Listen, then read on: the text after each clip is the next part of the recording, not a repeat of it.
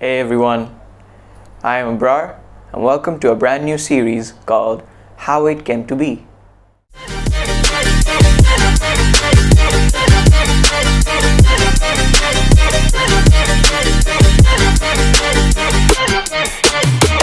Kiichiro Toyoda, son of Sakiichi Toyoda, was the founder of Toyota Motor Corporation.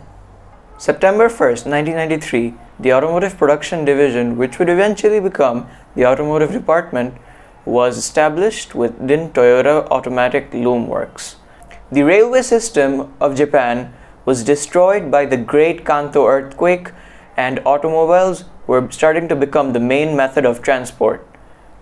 This event made many people realize the practicality and convenience of automobiles, which were previously seen as just an item of luxury. So Ford and General Motors became the main players in the automotive scene in Japan back then and started assembling their vehicles there. In 1935, Toyota made its first prototype car, the A1, but unfortunately it wasn't built. Soon after, the model AA was designed with only minor changes from the model A1.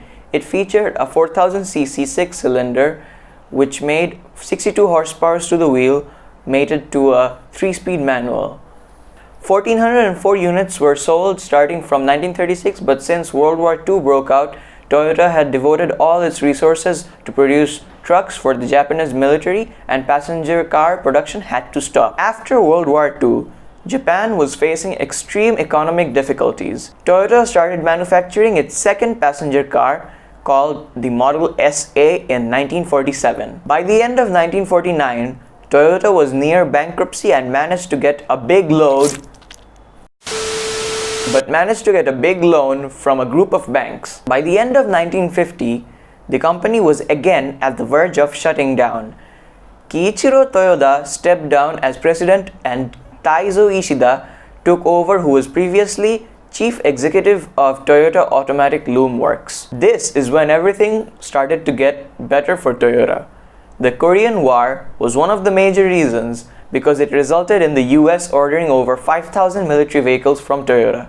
The first passenger car ever to be exported to the United States was the Toyota Crown in 1957, and the first SUV were 5 Land Cruisers in 1953, but neither of those brought massive gains for Toyota. In 1962, 2 Toyota Tiaras, also known as the Toyota Corona, was sent to Finland, but the response wasn't as expected, so sales did not proceed. Toyota was doing pretty good in the domestic market. The people of Japan bought them, they drove them, they liked them. But Toyota wasn't doing so good in the international market. Throughout the 60s, Toyota started expanding its lineup with new research and development teams. Partnerships with DAIHATSU and Hino were established during this period. Toyota realized there was a void in the market. There wasn't any very cheap cars available. So they came out with the Toyota Publica.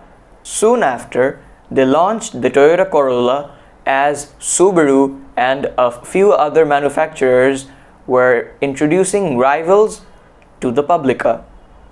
People loved the Corolla more than they loved the Publica, and sales were climbing and fast.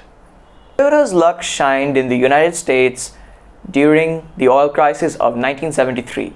The price of fuel shot up high in the sky during that period, and Americans did not want to drive their bulky cars or trucks which chugged on fuel, whereas these economic cars of Japan were simply sipping on it.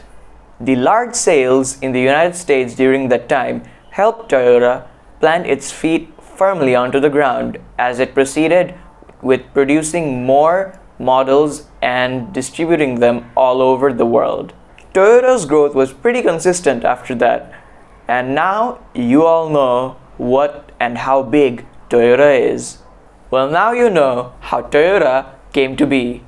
Hopefully you liked the video, and if you have any questions, please feel free to comment them down below. And also, do whatever this part tells you to do. See you in an upcoming episode of How It Came to Be.